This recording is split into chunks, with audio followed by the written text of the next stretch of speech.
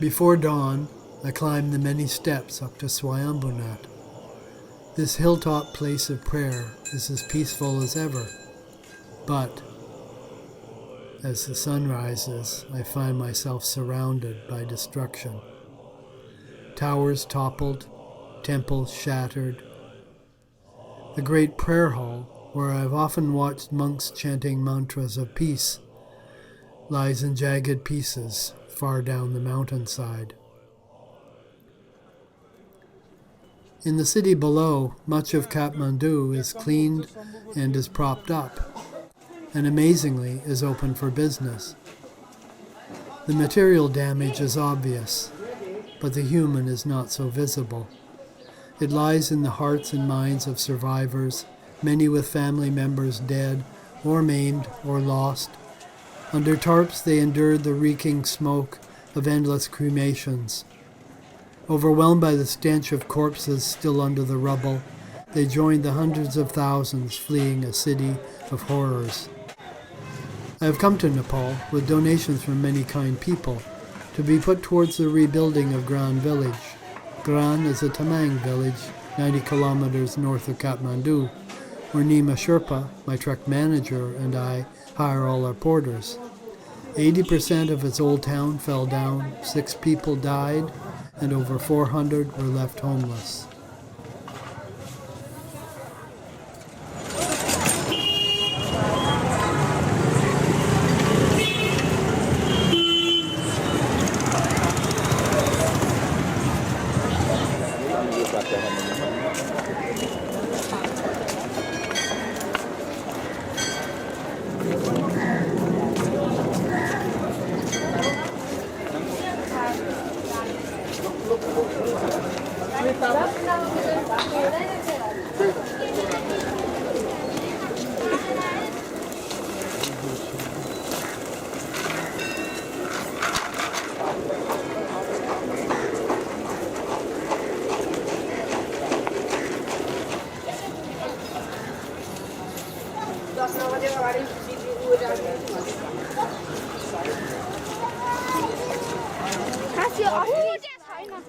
In Durbar Marg, the palace square, Kathmandu's 3 largest pagoda temples have collapsed.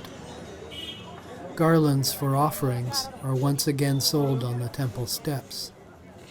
My garland is for shattered families and orphan children.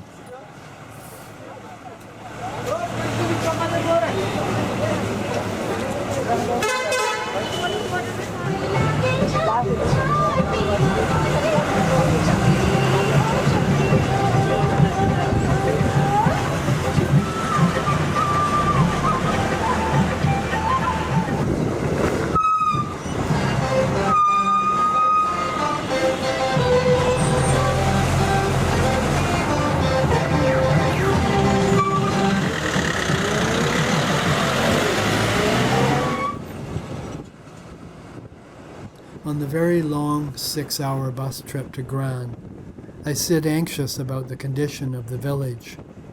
How are we going to decide where the fund is best spent?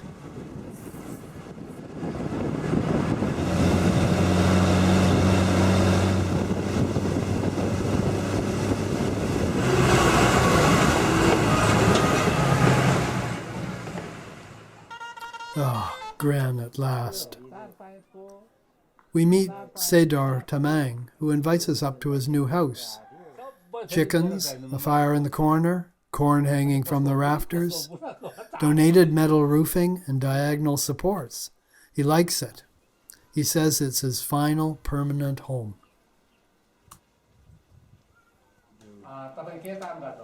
Down in the tea shop, we ask him what he did in Qatar for 7 years.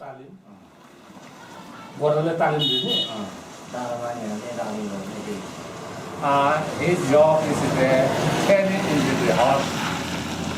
Turning into the horse. Horse? Yeah. Easy job. Hard work?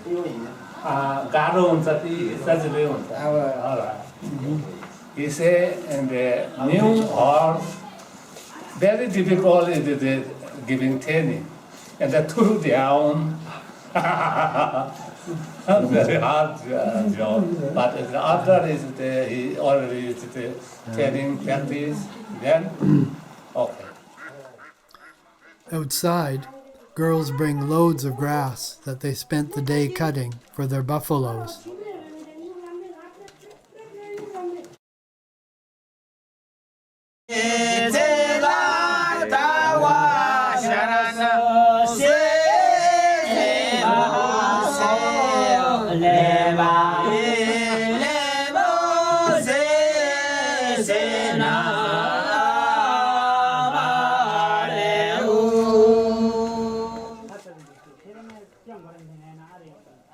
Looking down from the road, the only signs of earthquake are the landslide streaks across the Trasuli Gorge.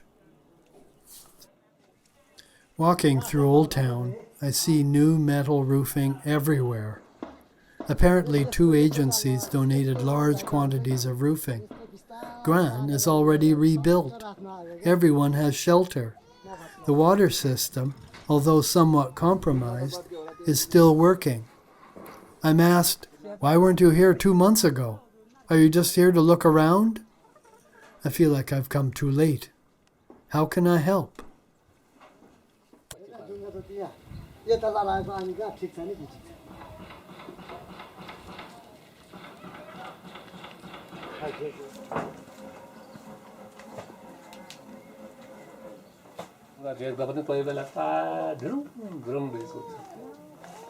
बुढाले पनि अलि हेर्नुपर्ने भयो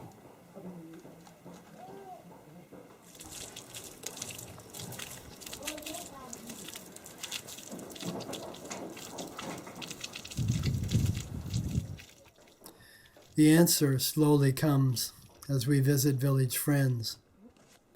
They all say their seeds were destroyed or buried in the rubble, and they have little or no food until meager crops come in. Their future looks bleak.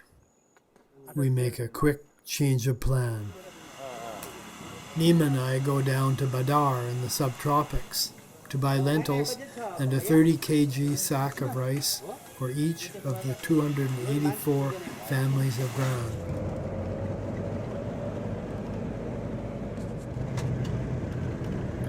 Landslides are a part of life on the Himalayan side hill, and too many times outrageously overloaded buses have tumbled off this road, leaving bodies strewn about in the wreckage.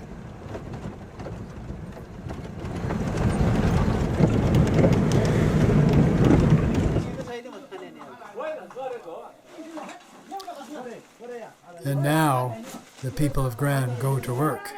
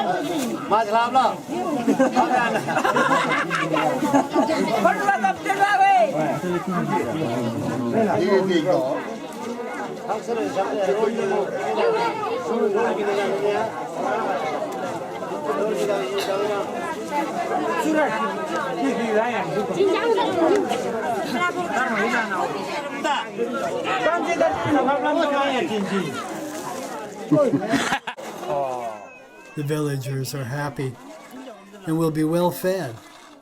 It's time for me to return to Kathmandu with a new plan for the large amount of funds remaining. Child trafficking, especially of girls, is rampant in Nepal. It is much worse after the earthquake. I've decided to support 3 organizations. Umbrella focuses on supporting Tamang communities and schools, Mighty on arresting the trafficking of girls into Indian brothels, and Next Generation on reuniting trafficked children with their families. And for their great help, I will also give Nima and Vishnu funding for their children's schooling.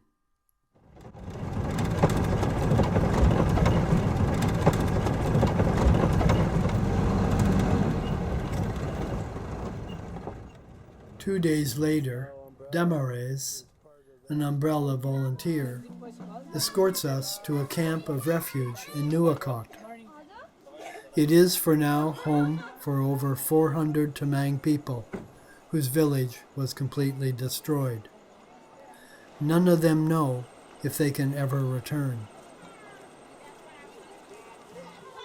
Meanwhile, in the safe play tent, the girls are still dancing.